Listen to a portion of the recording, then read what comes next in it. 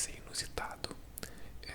Não é exatamente um filme muito famoso, muito conhecido. Entretanto,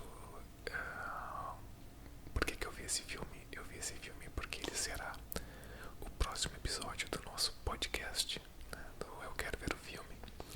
E eu pensei em aproveitar a oportunidade para falar dele um pouquinho aqui no canal também. Curiosamente, eu assisti esse filme para gravar o podcast, mas eu e a Bibi não podemos fazer parte dessa gravação do podcast porque a gente teve uns problemas técnicos aqui. Mas a gente acabou vendo o filme mesmo assim. E eu acho que tem umas coisas interessantes de destacar nele. Mas antes disso, eu vou ler aqui a sinopse, como de praxe. Vamos lá. Rápida e Mortal é um filme de faroeste e ação, de 1995. Está disponível no HBO Max, serviço de streaming da HBO Max. É um filme dirigido pelo Sam Raimi, né? Mesmo diretor de filmes como Arraste-me para o Inferno, a trilogia do Homem-Aranha ali com o Tobey Maguire, né? E agora eu não lembro de outros de cabeça, mas tem vários filmes na filmografia. O Maligno também, recentemente. E a sinopse do filme é a seguinte: o vilarejo de Redemption recebe todos os anos um concurso de pistoleiros organizado por John Harrod. Ellen vai ao evento disposta a enfrentar Harrod, que destruiu sua vida no passado.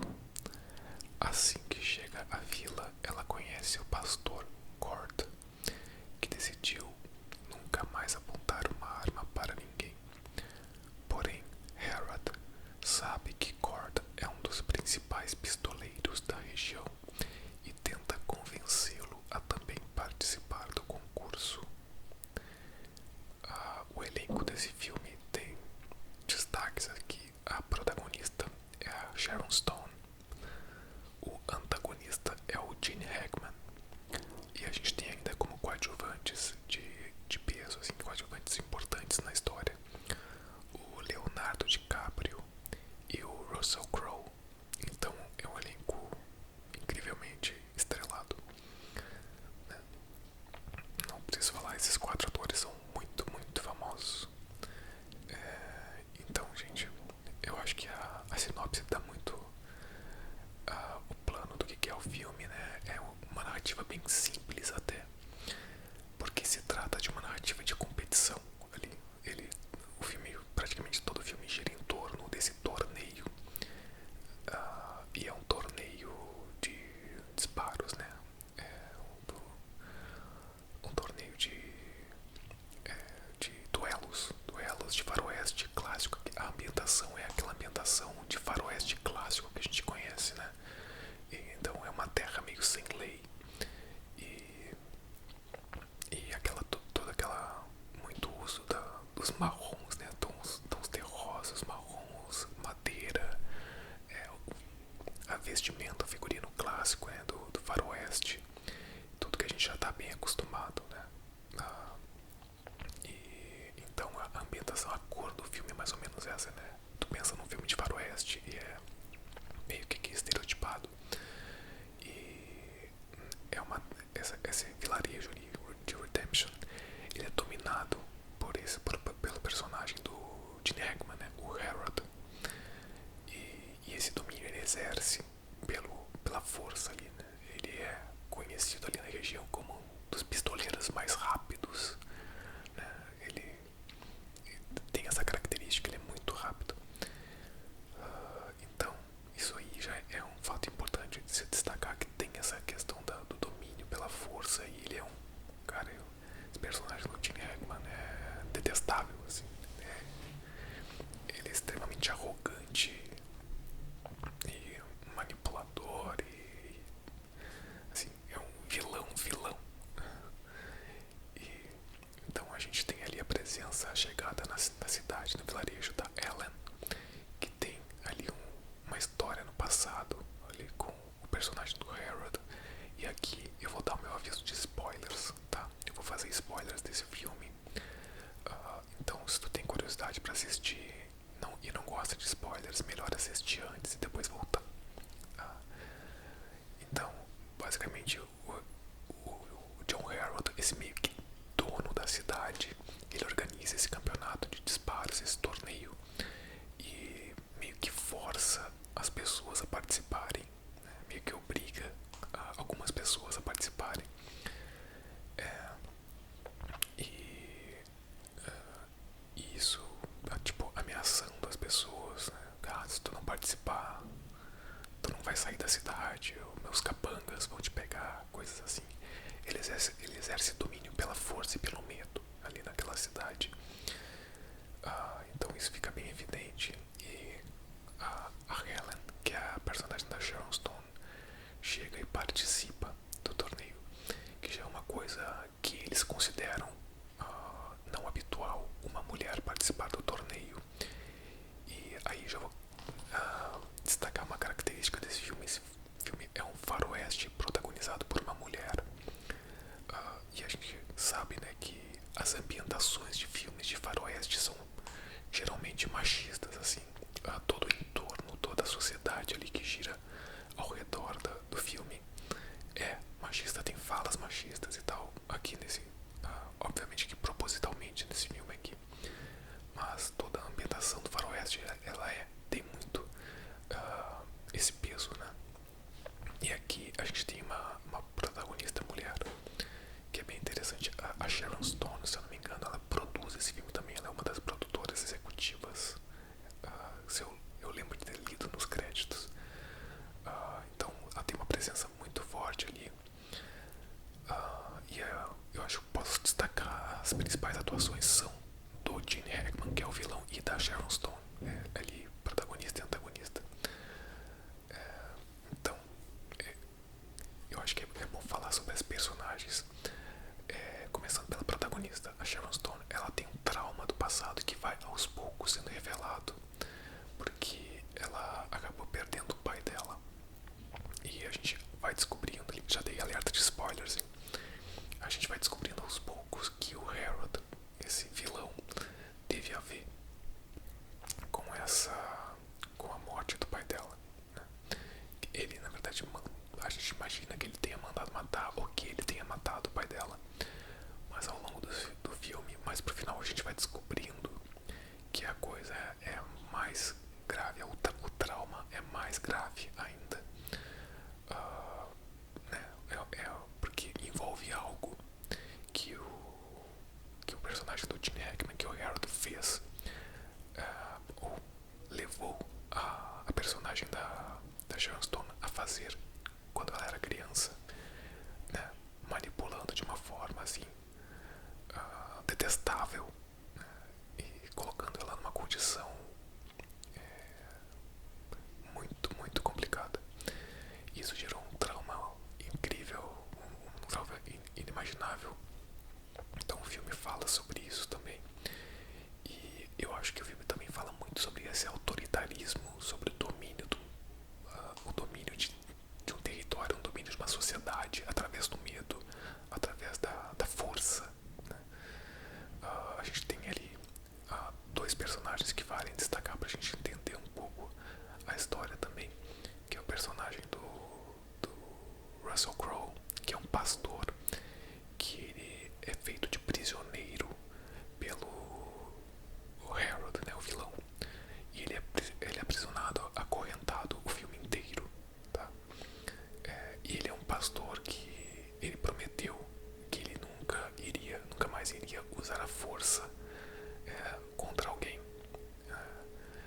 porque antigamente ele era conhecido por ser o melhor, um dos melhores pistoleiros mais rápidos daquela região. E até por isso o Harold, ele tenta fazer com que ele participe da competição. Ele quer ter esse confronto com esse pastor. Mas ao mesmo tempo a gente fica pensando, né, por que será que ele aprisiona? Por que ele está sempre acorrentado, aprisionado? convincente para isso, mas a gente fica também com a interpretação de que, pô, simbolicamente o Harold pode estar aprisionando o Kurt, né, o Gene Hackman e o Russell Crowe, né, personagens respectivos. Ele pode estar aprisionando ele porque ele enxerga naquele cara uma ameaça à sua autoridade, à sua liderança pelo medo e pela força, porque ele vê naquele personagem, naquele cara, talvez uma aptidão, uma habilidade até maior do que a que ele tem com a pistola, com o revólver ali, com a arma. Uma rapidez incrível. E aí então ele age e deixa esse cara aprisionado. E então tem essa simbologia aí. O Kurt, ele não quer lutar, ele não quer duelar, mas ele é obrigado a fazer isso pelo Harold. E aí também a gente tem um personagem bem importante também do Leonardo DiCaprio, bem jovem, tá? Ali, eu não sei que idade ele tinha ali, mas ele era um jovem adulto ou até no final da adolescência. Acho que foi um pouquinho antes de lançar o Titanic, tá? Mas eu achei pelo menos nitidamente que ele estava mais jovem nesse filme do que no Titanic. Não sei se o filme foi filmado antes, mas ele estava com uma aparência mais jovem do que no Titanic. Parecia ali final da adolescência mesmo. E esse personagem, ele é um vendedor de armas da região e eles chamam ele de The Kid, o garoto. E ele é muito assim autoconfiante, ele se gaba de ser muito rápido, de estar ali na melhor das fases da idade dele, da juventude dele.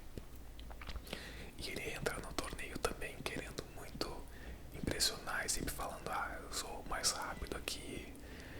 E o intuito dele é duelar contra o Kurt, que é o chefão da cidade.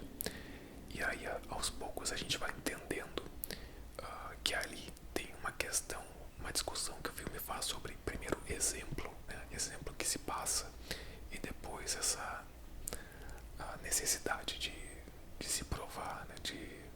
de conquistar o respeito. Ele fala, o Leonardo DiCaprio queria conquistar o respeito dele, o respeito do Kurt. E isso, as coisas se misturam, né? E ele entende que o respeito é conquistado através disso, através da exibição da sua aptidão ali, da sua habilidade, e assim ele vai conquistar o respeito através da força, né? Num duelo de vida ou morte contra o Kurt, que a gente entende, a gente fica sabendo que é o pai dele, né? O filme dá a entender que o Leonardo DiCaprio ali é filho do Gene Hackman, né? O personagem é filho do personagem do Gene Hackman. Então tem muito isso. Eles têm uma relação que quase não existe, uma relação extremamente distante. O Gene Hackman, aliás, não tem proximidade com ninguém, não tem relação próxima com ninguém. Ele é todo mundo meio que subalterno a ele, mas assim, uma coisa extremamente distante, todo mundo pelo medo mesmo. E ele sequer reconhece o The Kid, o Leonardo DiCaprio, como filho dele. E isso fica evidente ali por uma das cenas que eles duelam e o Kurt mata no duelo o próprio filho, né? Porque ele insiste em dizer que não é filho, que nunca foi provado que ele é filho. Então é uma coisa assim, esse personagem do Gene Hackman, assim, caráter completamente péssimo, péssimo. E então é um filme que tem um bom entretenimento. Eu geralmente gosto de filmes com essa narrativa de competição. Eu sei que é uma coisa, sei lá, tu pode argumentar que não é tão profunda, não tem tantas discussões ali, mas a gente consegue pensar ali, olhando para as personagens, algumas simbologias interessantes. Essa questão do machismo, da autoridade, de contestar, de conquistar pelo medo, de ter uma mulher que chega e enfrenta, né, essa autoridade, e, né, de tudo que isso provoca, a própria insegurança desse vilão